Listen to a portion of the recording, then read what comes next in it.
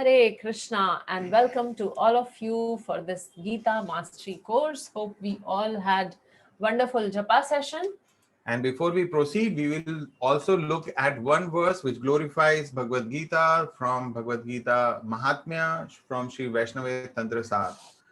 So this verse says, Gita Gyanena Sambodham Krishna Prahar Arjunaya Vai Bhakti Tattvam Param Tatra Sa Gunam Vata Nirgunam. In order to enlighten Arjuna by the knowledge of Gita, Lord Krishna Chandra has sung the praises of supreme principles of devotion, Bhakti Tattvam Param Tatra, both relative and absolute. So this verse is very nice, and it explains that how the center or the essence of Bhagavad Gita is the praise of supreme principles of devotion. So Krishna has spoken the entire Bhagavad Gita primarily with the purpose to inspire Arjuna and to encourage him to appreciate the supreme principles of devotion. So they may be Karma Yoga, Gyan Yoga, Ashtanga Yoga, but Krishna is actually speaking Bhagavad Gita to glorify, emphasize Bhakti Yoga. So hope all of us are moving in that direction and practicing Bhakti Yoga. So before we begin, we will start with our prayers. Om Jnanatimirandhasya Jnananjana Shalakaya Chakshurunmilitam Yena Tasmai Shri Gurave Namaha. Shri Chaitanya Manobhishtam Sthapitam Yena Bhutale Swayam Rupa Kadamahyam Dadati Swapadantikam Vandeham Shri Guru Shri Padakamalam Shri Gurun Vaishnavamsha Shri Rupam Sagrajatam Sahagana Raghunathanvitam Tam Sajivam Sadvaitam Savadhutam Parijana Sahitam Krishna Chaitanya Devam Shri Radha Krishna Padan Sahagana Lalita Shri Vishakhan Vidamscha He Krishna Karuna Sindhu Dinabandhu Jagatpate Gopesha Gopika Kanta Radha Kanta Namastute Tapta Kanjana Gaurangi Radhe Vrindavaneshwari Vrishabhanu Sute Devi Pranamami Hari Priye Vancha Kalpatarubhyascha Kripa Sindhu Bhaevacha Patitanam Pavanebhyo Vaishnavebhyo Namo Namaha. Shri Krishna Chaitanya Prabhu Nityananda Shri Advaita Gadadhar Shivasadi Gaura Bhakta Vrinda. Hare Krishna Krishna Krishna Hare Hare Hare Rama Rama Rama Hare Hare.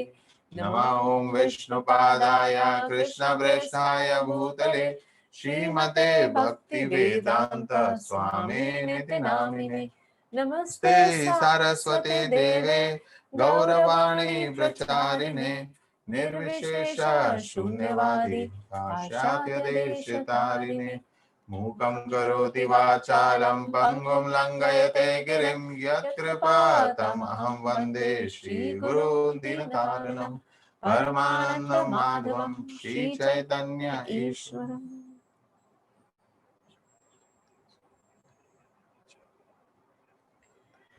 Hare Krishna.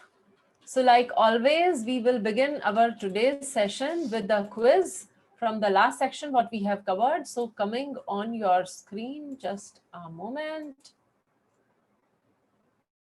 Yes.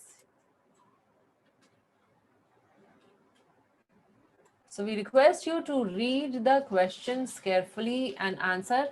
Oh, I can see there is a slight mistake in the first question. First question is incomplete. Arjun questions Krishna in the beginning of chapter 3. which verse from chapter 2 did he refer? So that portion, I guess it's missing. So you have to choose the verse number from the second chapter to which Arjun was referring.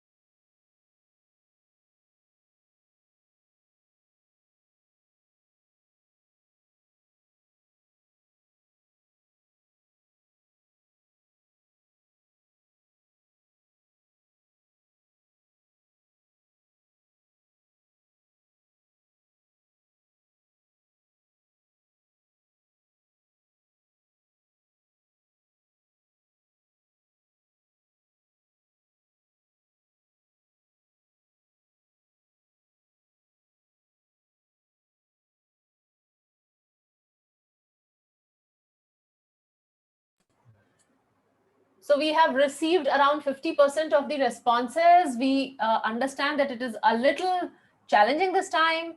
So we are waiting for all of you to respond. We give you another 1 minute.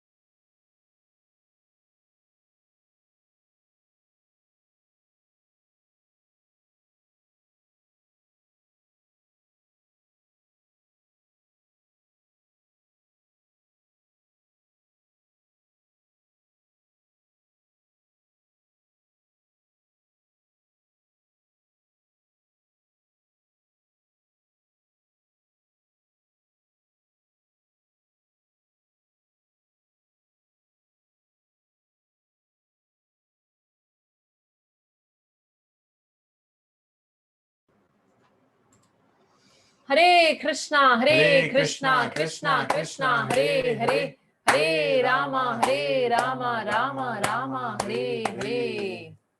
So we will end the quiz now. And here are the responses. So question number 1, Arjuna's question. Arjuna questions Krishna in the beginning of chapter 3. Which verse was he referring to? 37% of you have got it right.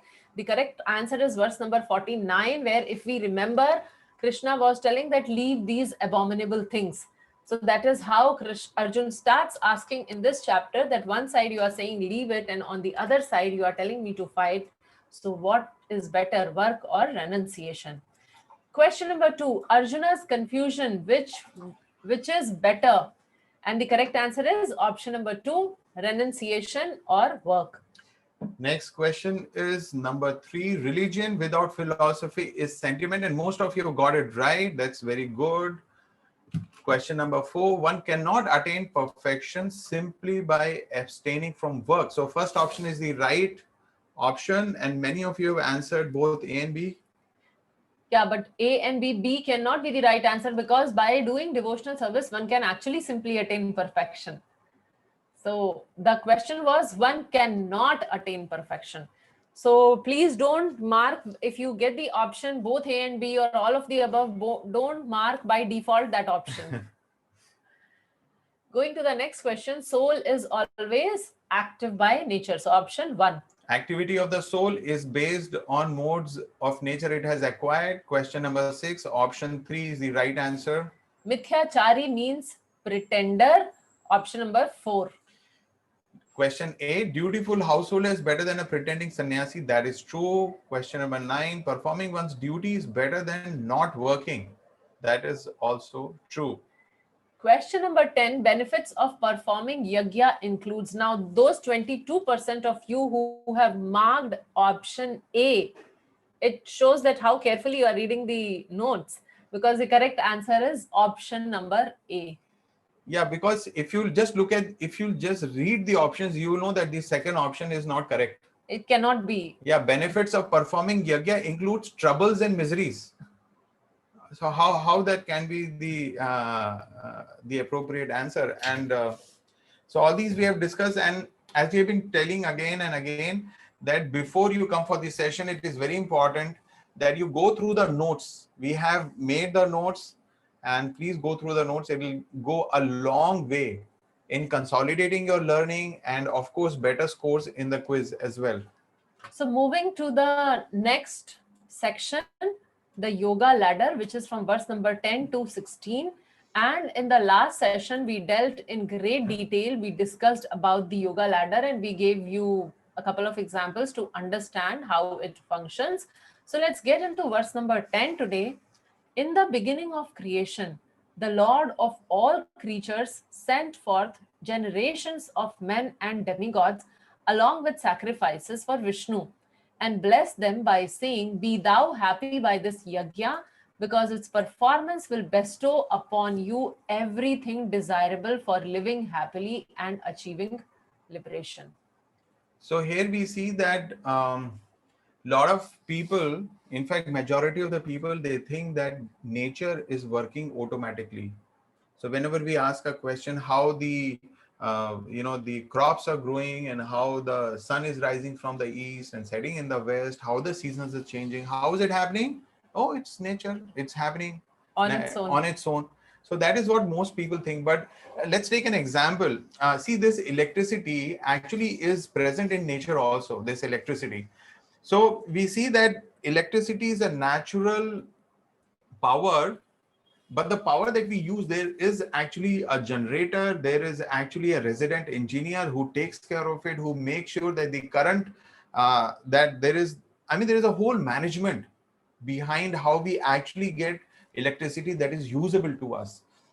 Or for example, a child may feel that, when he goes on the road, that all the roads are made, all these infrastructure of a city or the infrastructure of a country, where does it come from? The child may think it is just coming on its own, but an intelligent man, his father, would know that no, government is actually doing so much of work. There are so many different departments, and those departments are doing their own functioning under the power invested in the government. So similarly, those who think that nature is just functioning automatically are actually less intelligent. So we have, for example, the Department of Air, Department of Water, Department of Heat and Light. So all these different departments necessary for our sustenance of life, actually there are controllers. So there are devatas who control these, And then Krishna is saying that the devatas and the human beings, they all come from me. So basically, there is a supreme controller, and that is the Supreme Lord. So we should never think that this nature is functioning just on its own. No, there are controllers for every individual aspect of nature, and those controllers are further controlled by the Supreme Lord. So this is how we need to understand the nature. And when we understand this, gradually our heart will become clean and heart will become purified. And then, because we also see that there's so many different countries, United Nations, and so many other institutions are working towards maintenance of this nature and reducing the pollution, and the harmful effects which we are actually inflicting on nature.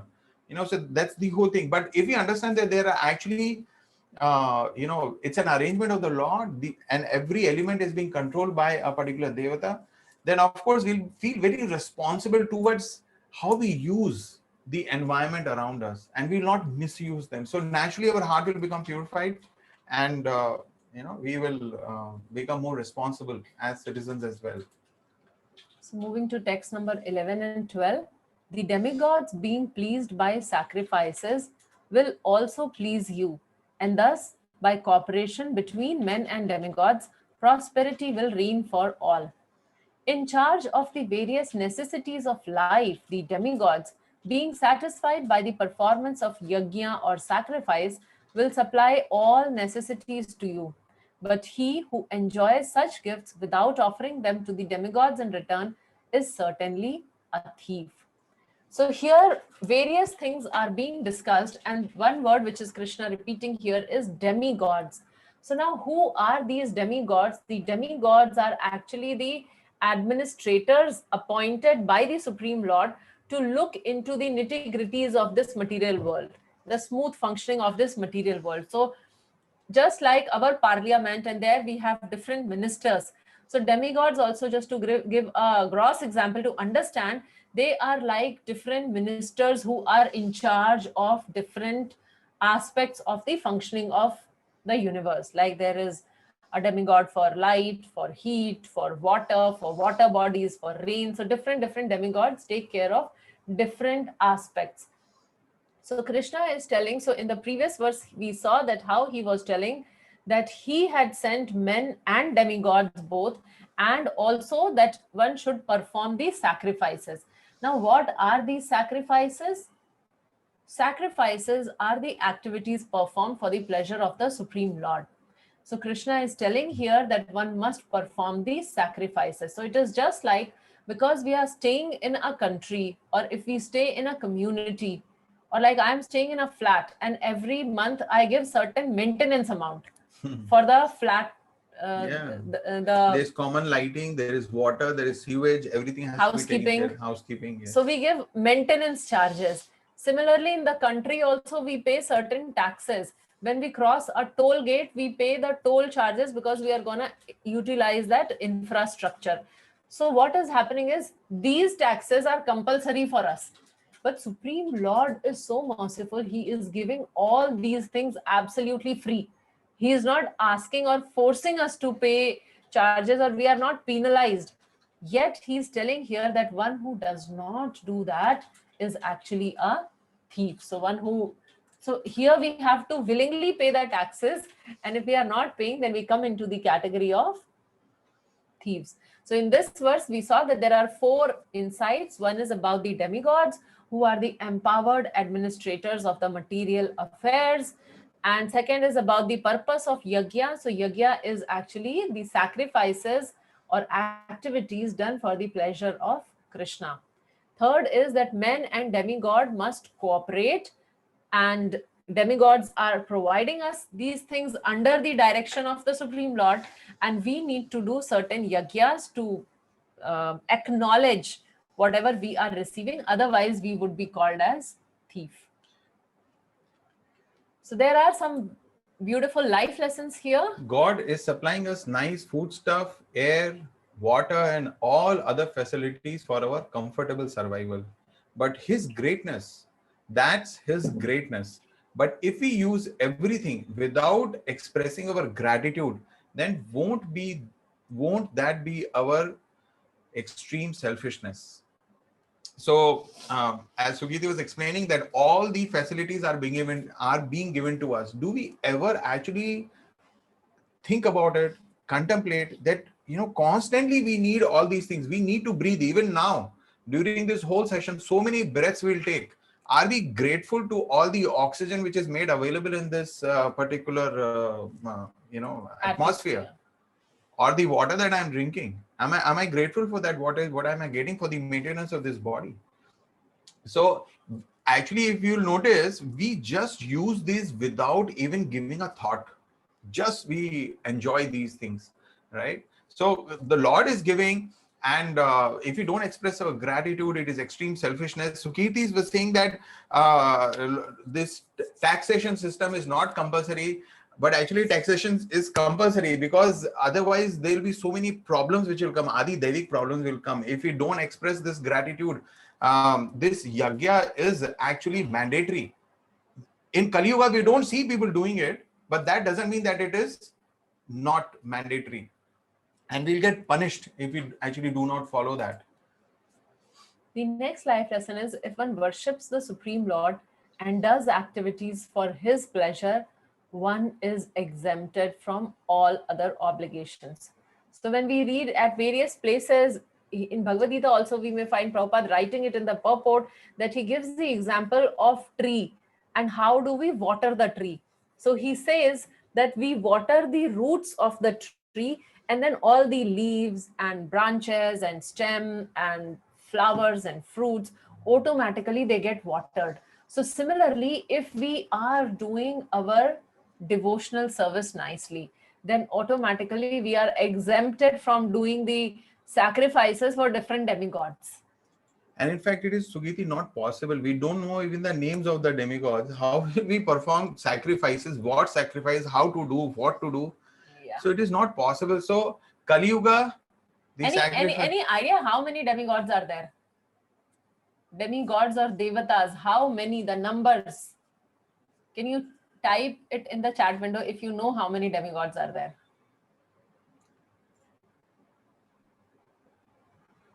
Okay, so Kasipati is saying 3 crore. Krishna Kumar is saying 33 crores, 108, maybe 33 crore. Okay, so I assume that some of us know, 84 lakhs. But majority of us, we don't know. So there are 33 crore demigods. Yeah, many of them have written 33 Yeah, crores. but there are 222 participants. Yeah. So how many? So that way I'm saying that majority of us don't know. Those who knew, they have written in the first shot itself, and everybody else is guessing. So there are 33 crore demigods. If I ask you to write, forget about 33 demigods, can you type the name of 33 demigods? Those who have written 33 crore. So do we know the names of 33 demigods? In fact, Bhagavatam is explaining that how different parts of our body are actually controlled by different devatas. The right eye and the left eye, and the right hand and the left hand. The different parts of our body are also controlled and managed and enabled by different devatas. So that is the beauty. So some of you are writing don't know. So imagine if we don't even know their names, how can we ever reciprocate with them? How can we ever do so many sacrifices? So 33 crore, and if there are 33 crore personalities, and if we have a picture of these 33 crore pictures in our altar, can you imagine how huge the temple should be to have those 33 crore pictures? For us, it is impossible. And then we cannot even chant 33 crore names in a day. Forget about worshipping them. So the whole point is, the whole point is that we worship the Supreme Lord. We water the roots. See, if there is a huge peepal tree or a neem tree, and you have to water each and every leaf, it is practically impossible. Impossible. It will not work also. The leaves cannot directly absorb moisture from there. So that this is a conclusion, that if one worships the Supreme Lord and does activities for his pleasure, one is exempted from all obligations. Now we start thinking that why it is mentioned to worship demigods. So let's see the next life lesson. So just like the doctor prescribes different prescription for different patients, this is prescribed. This means the devata sacrifices for pleasure of devatas or offering of the sacrifice. This is prescribed for one who does not understand the supreme due to too much attachment. It is not a generic rule. So those who do not have faith in the Lord, those who do not accept the supremacy of the Lord, those who are just so single-mindedly interested in fulfilling their selfish desires. So for them, the Vedas give away, okay, you do this homa, you perform this sacrifice, and then you will obtain what you desire. In fact, other day you were explaining that how even a Purohit will do the Achman, he'll be chanting actually Supreme Lord's name.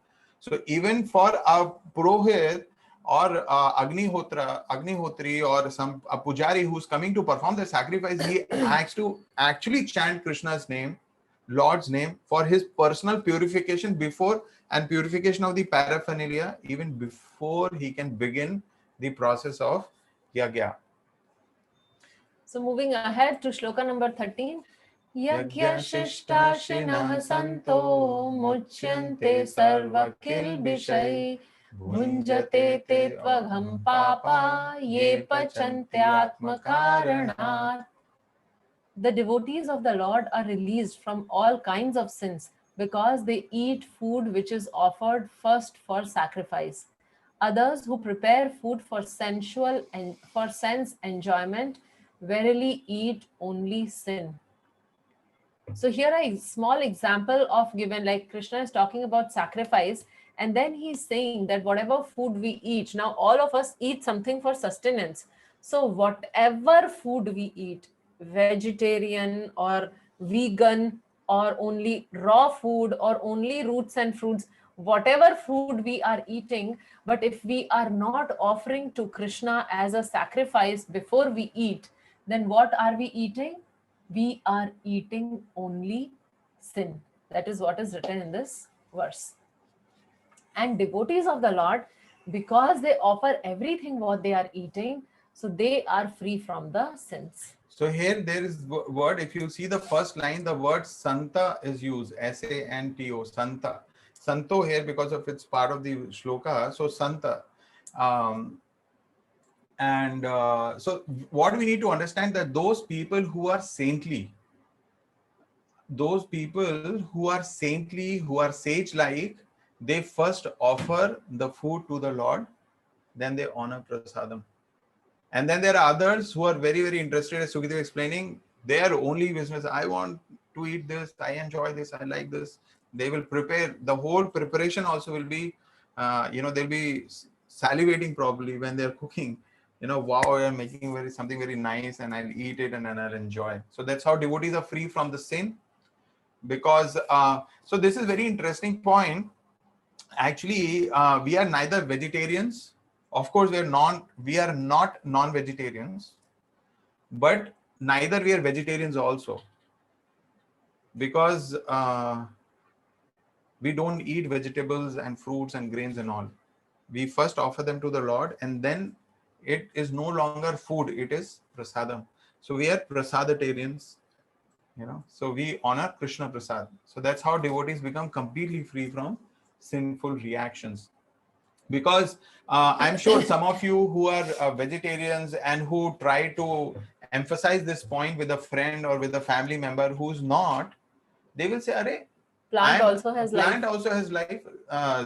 Grain, rice that you're eating also is a seed, and wheat also has life. Potato, if you put in a dark corner, all those green shoots will start coming out, and you're peeling it and you're cutting it, chopping it. You are not ashamed of taking a life."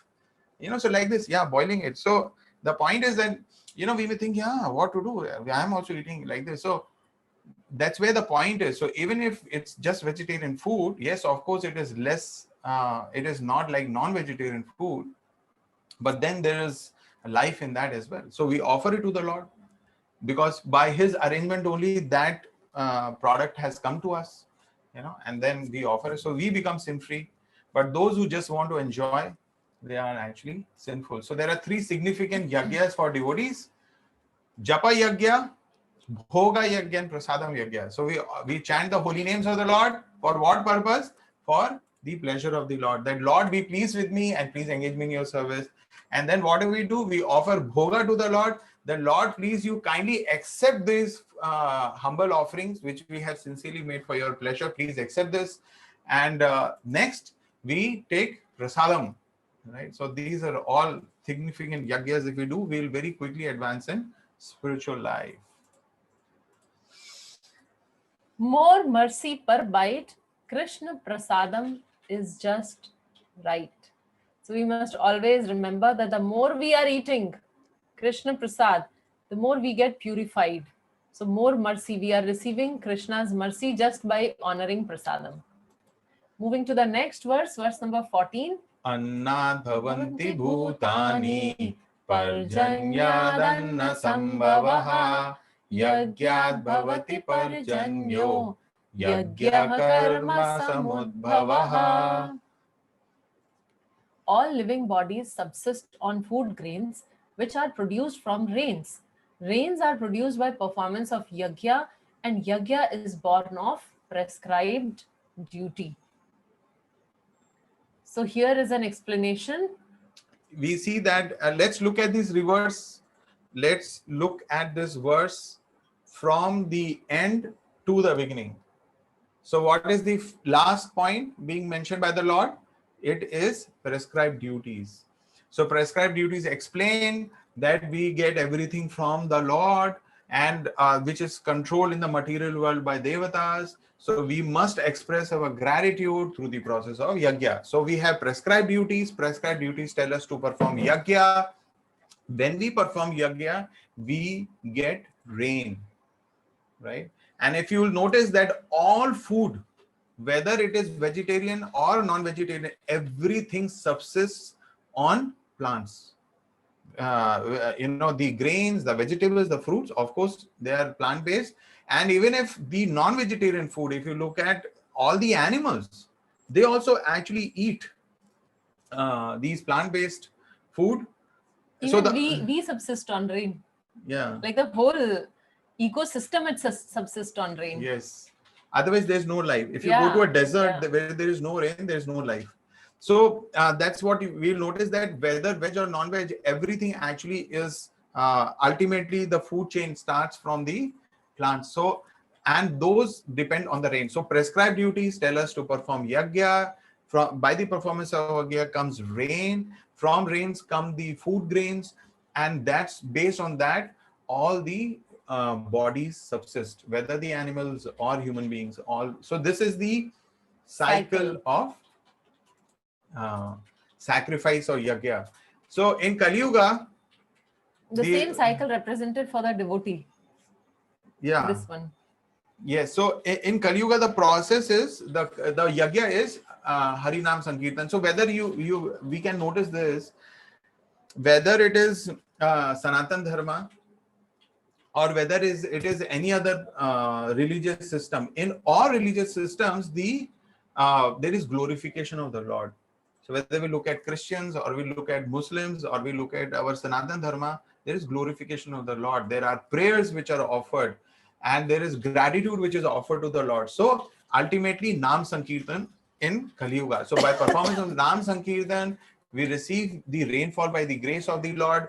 From that comes grain, and that is offered to the Lord. Then we honor prasadam. So when we eat grain, we get energy. So in whose service that energy should be used? One who gave us the grain. So we use that energy in the service of the Lord, right? Engage in different kinds of devotional service and continue to perform Nam Sankirtan. So this is the cycle of sacrifice. So it is explained in scriptures that a time will come when the population will become so atheistic, right, that there will be no rain for 100 years. No rain, and life will become really, really very, very difficult and miserable, right? So those days are there. Kali Yuga is very long, so those days will come in future. So we are talking about sacrifices or activities which please the Supreme Lord, and we ultimately know that best of all the sacrifices is Harinam Sankirtan, chanting the holy names of Krishna. Hare Krishna, Krishna Krishna, Hare Hare, Hare Rama, Rama Rama, Hare Hare, Hare Krishna, Krishna Krishna, Hare Hare, Hare Rama, Rama Rama, Hare Hare. So this is the best sacrifice.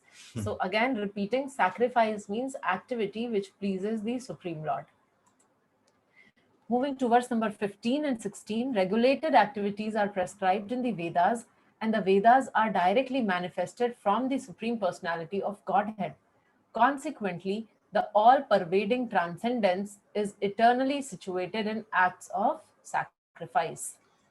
My dear Arjuna, one who does not follow in human life the cycle of sacrifice, thus established by the Vedas, leads a life full of sin. Living only for the satisfaction of the senses, such a person lives in vain. So we see it's very simple. Even if you have to go out, you just have to go out from, say, Chennai to Kanchipuram. We have to follow road rules. We cannot just drive whichever way we want to. So even for going from one place to another, we are governed by rules. So what to talk about our entire existence in this human form? So actually Krishna is saying here, one who does not follow this cycle of sacrifice, then he is living a life full of sin. So actually it is very surprising that Krishna is speaking such sweet words, but he is basically saying that those who do not chant the holy names of the Lord in Kali Yuga, actually their life is full of sin. Although they may be trying their best to live a very good principled life, but that doesn't really happen. This cycle of yajna is compulsory. So here are a couple of insights from this verse. One is that Vedas are not different from Supreme Lord. We must have that faith. So when we are reading or hearing Bhagavad Gita, we must have that absolute faith. It is directly coming from the Supreme Lord. So whatever Krishna is saying, it is all true. So whatever Bhagavad Gita, whatever is written, it is all absolute. And second is sacrifice is must. Otherwise, what happens if we do not perform sacrifice? I actually lead a highly sinful life. Now, why would I be leading a highly sinful life? Because then I come in the center. Because then I'm not thinking of Krishna, because I'm not thinking of higher cause, but my self-satisfaction. So I engage in sense gratification, and ultimately I waste the human form of life. So the entire purpose of human form of life is to perfect our life by performing devotional service. But if I'm not doing that, if I'm not doing that sacrifice, then I'm actually wasting the human form of life. So with this, we are ending this particular section, and now we will start the next section of chapter 3, which is from verse number 17 to verse number 35. The title of that is Exemplary Lifestyle. So that is the third section of chapter 3. Okay. So going ahead, before we forget, we can all mark our attendance. The attendance link will be posted in the chat box, and we request you all, please don't leave the session without marking the attendance. You can mark now, you can mark later, but please mark your attendance. So Shloka 17 should we and give 18. 1 minute at least for marking, or 30 seconds? Okay. So we'll wait for 30 seconds. You can quickly mark your attendance and we will continue. Krishna, Krishna Krishna, Hare Hare, Hare Rama, Hare Rama, Rama Rama, Hare Hare. Okay, so we proceed in shloka number 17 and 18. But for one who takes pleasure in the self, whose human life is one of self-realization, and who is satisfied in the self only, fully satiated, for him there is no duty. A self-realized man has no purpose to fulfill. in the discharge of his prescribed duties, nor has he any reason not to perform such work, nor has he any need to depend on any other living being. So here in this particular verses 17 and 18, Krishna is talking about Atmarati, a person who's fully satisfied in himself. So for such a person who's fully satisfied, who's self-realized, for him there is no duty to perform. So, and then the 18th shloka, Krishna is making a very interesting observation that he has no purpose to fulfill for doing the prescribed duty. Neither he has no reason not to perform the prescribed duty. So either ways, he has no purpose to perform or not to perform, but then he continues to perform. So this is, we have very nice insight in this, that a person for whom there is no duty. So we see from the beginning of the third chapter that people who want to enjoy, who want to continue in this material life, for them there are so many prescribed duties. They're responsible for all their relationships, and for everything they're responsible. But one who has understood, who is self-realized, what is the meaning of self-realization? He understands, who am I? What is my real identity? Soul, yes, but what is that soul? What is the identity of soul? Identity of soul is that I am servant of the Lord, that I am, Lord is my master and I should serve him. That is actually the real identity. So one who understands that and who acts on that platform, then that person is self-realized. So for such a person, he performs prescribed duties, very good, and he has no reason not to perform prescribed duties. So that's how he is situated. And of course, we all know that sometimes if we are sad and we are upset, and we go and meet up with some of our friends who are very jolly, who are very happy, so in a short time we will also become very happy. Or for example, when somebody goes and mixes up with some people who are criminals, who are thieves, who are dacoits, who are murderers, we also develop similar mentality. But here we are trying to connect with the Lord. We are trying to read about the Lord. We are trying to hear about the Lord. We are trying to hear the instructions of the Lord. Now, what is the nature of the Lord? Lord is always happy, always blissful. He is bliss personified. He is happiness personified.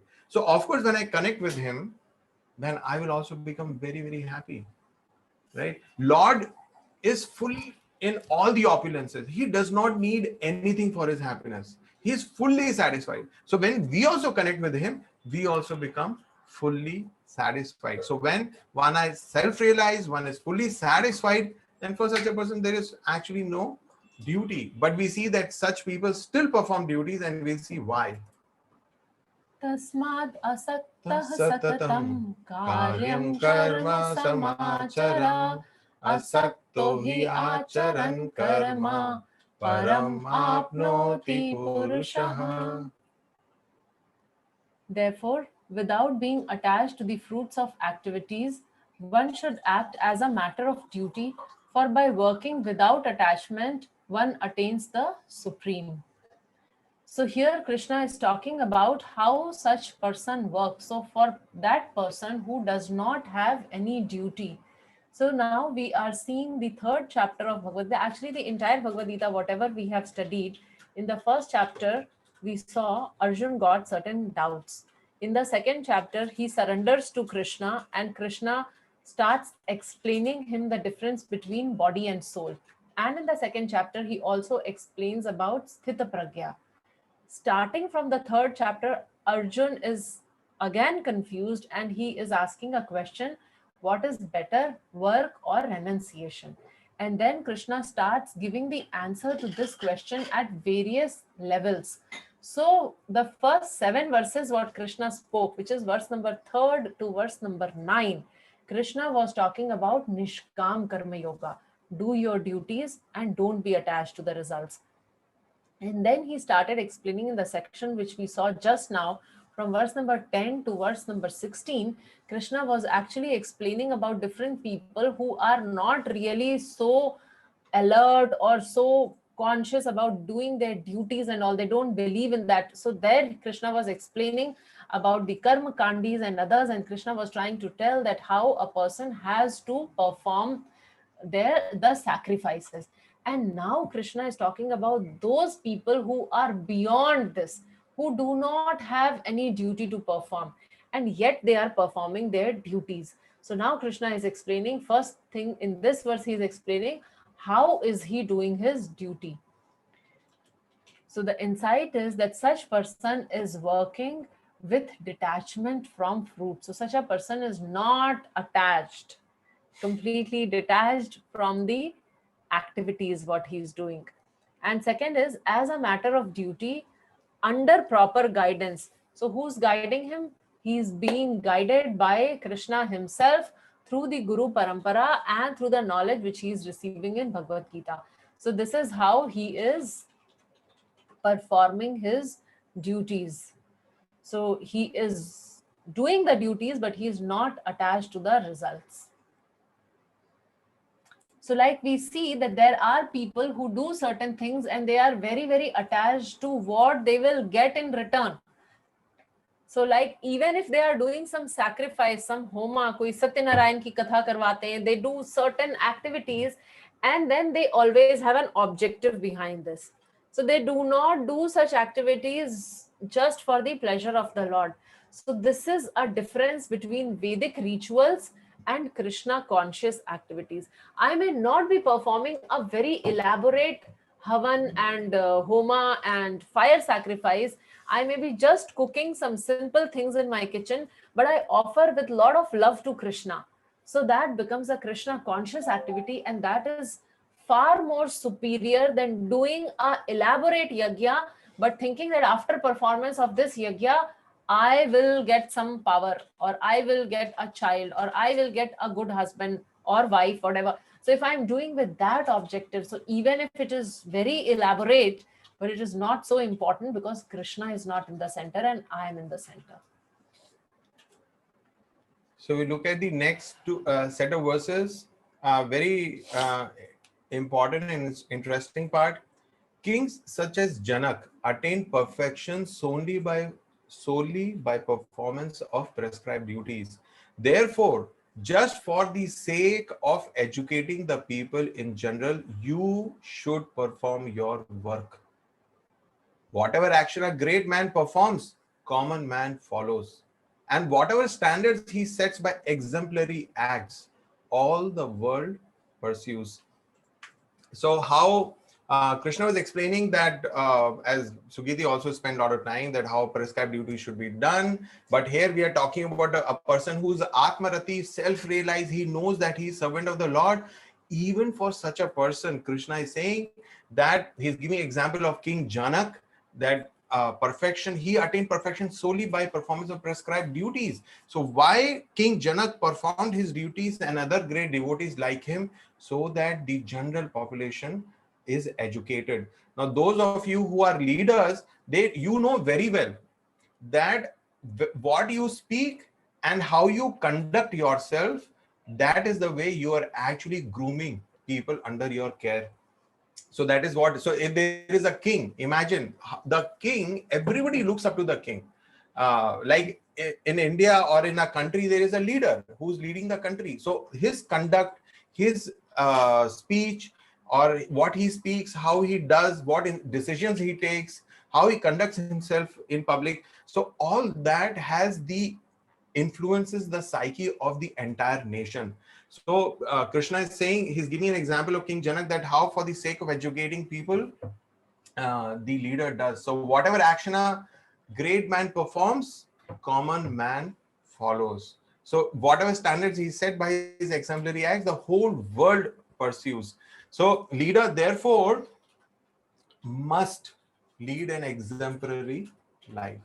So that's very, very, very, very important. So if those of us who are in leadership positions or even otherwise, we must actually set standards for us, and we should stick to those standards. So actually, leader mindset means the primary thing in leadership mindset is that it is my duty and I must do it, whether it is convenient, whether it is very difficult, the situation is very difficult, I'm not able to follow my duty, but still the leadership mindset is that it is my duty and I must perform. So that's how he should lead an exemplary lifestyle. He should set an example. And the best part is that if the leader keeps Krishna in the center of all his activities, then we don't have to individually instruct and preach people. They will just see and they will be inspired so much in on this path. So who all amongst us think that we have a leadership position? Can you type in the chat window? Who all think? Just type me if you think that you are a leader. I'll repeat, if you think you are the leader, just type me in the chat window. Wow, Avani and Niyati, Sneha, Kashipati. Saying everyone is a leader. Me, Shanti, Hema Malini, Geeta, Deepak. So we have lots of leaders here amongst us. Apsara, Bhanu, Divyank, Ranjit. Good to see so many leaders here, and we are very happy and hope that you are following this, what Krishna is talking here, because Krishna is talking to you, that a leader must lead an exemplary lifestyle because everyone follows whatever they do. Okay, now those of you who are not the leaders, can you write not me? If you think that you are not the leaders, can you write there not me? Okay, 1038.5 is saying not me. Meena is saying not me. Just two. So just two of you are not leaders and everybody else is leader.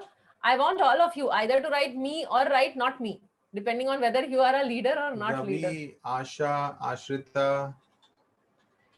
Annamalai, there is nothing in between. Either you are a leader or you are not a leader. Not me. Okay. Pacha Pakshen, the question is not who is your leader. The question is whether you are a leader or not. Devikinandan saying not me. Shikha Tyagi saying not me. Okay, so thank you all for typing that and letting us know. But let us tell you one more interesting thing, that we are all leaders to someone. We may not be working in a corporate company and we may not have a team reporting to us, yet we are the leaders. People look up to us. We are the influencers. We influence others' decision-making abilities. Like Shikha Tyagi, I know her personally and she has written not me, but I know one person who follows whatever she does. She is my Prabhu's cousin sister Shikha. So I know her, and yeah, so you influence that person because everything what she decides is based on what you do.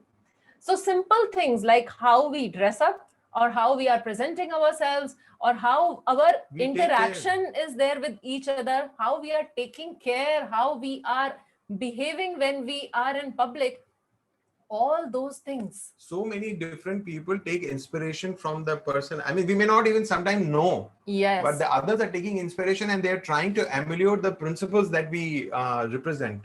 So the point is that we cannot escape by thinking that, okay, I'm not the leader, so I can do anything. So Krishna is telling here that that leader has to lead an exemplary lifestyle. Why? Because he has to set example for everybody else.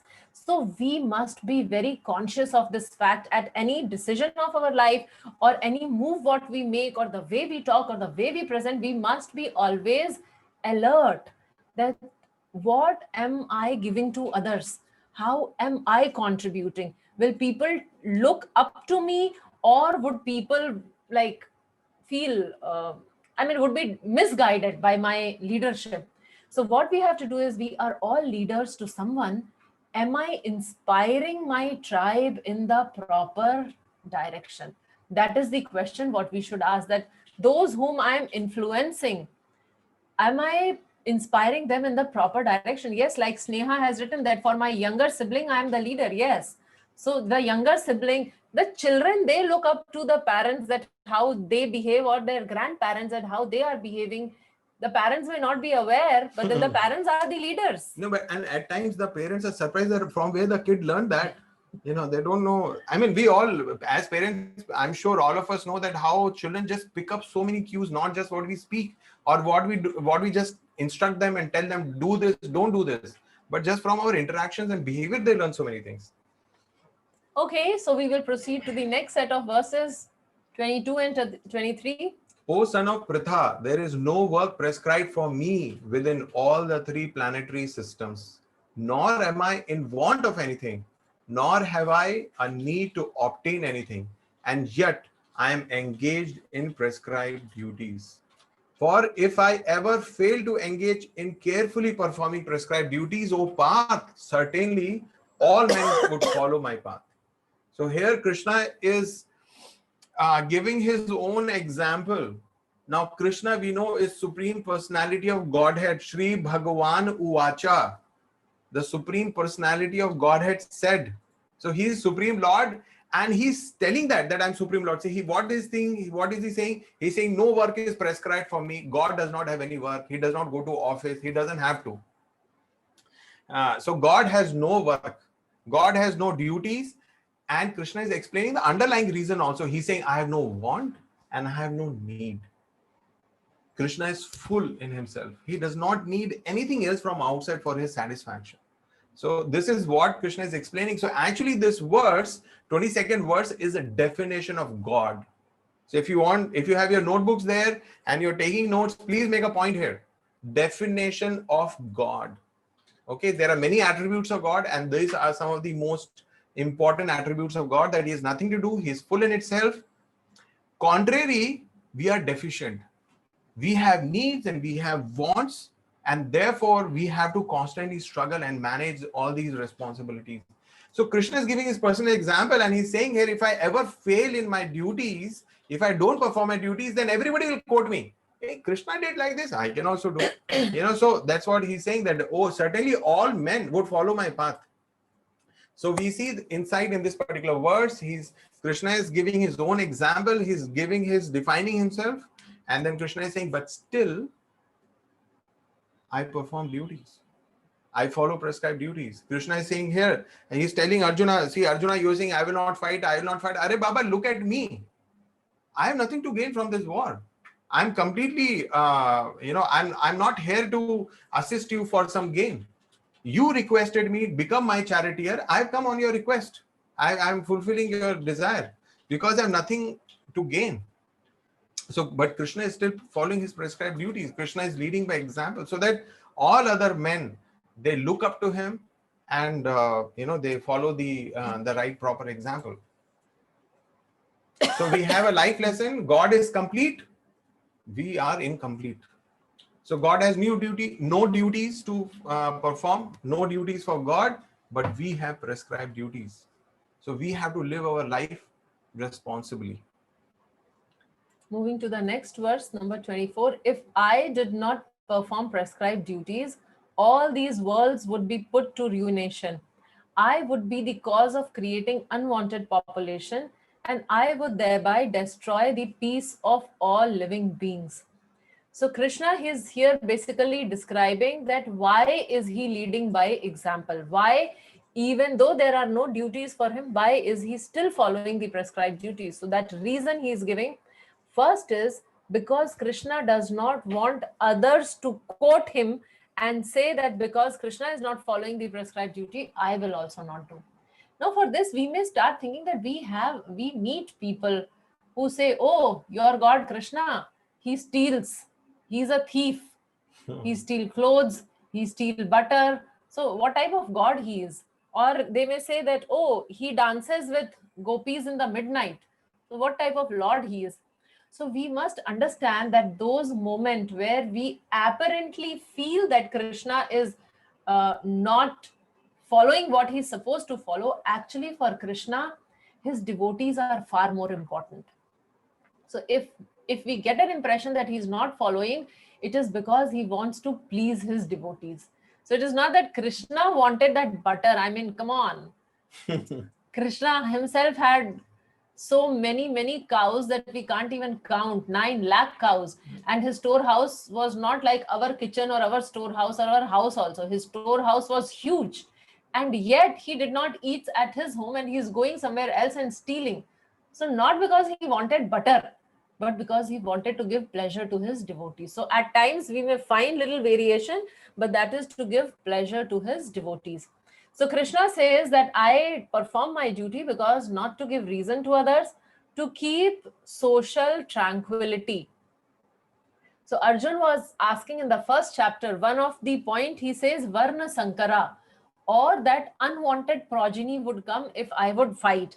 So Krishna is telling, if I will not do my duty, or if any one of us, if we do not do our duty, then that would harm the social order, not by following the duty. So he's saying that to keep the social tranquility. And third, he says to establish the religion. Yeah, so Krishna is making a point that this war is being fought so that the right rules over the wrong, that the violence is used for the proper purpose. Like we were discussing long time back, the Kshatriya must use violence for the purpose of law and order, right? To subdue the miscreants, the violence should be used. It is not that violence should not be used, that non-violence is always the right policy. No, that's not the case. So to establish religion, here Krishna is present on this battlefield. So here we have a life lesson from this. Imitating and following are two different things. We do not imitate Krishna as we are not God. We follow Krishna and thus become godly. So we become godly. We acquire those wonderful qualities by just following the Bhagavad Gita, following the message of Bhagavad Gita. We are not God to do what he was doing. So there is a huge difference there. So with this, we would officially stop our session. We have a couple of announcements before we actually close it off. We can stop sharing. So we have a couple of announcements. One is on New Year. It's a time for New Year. So first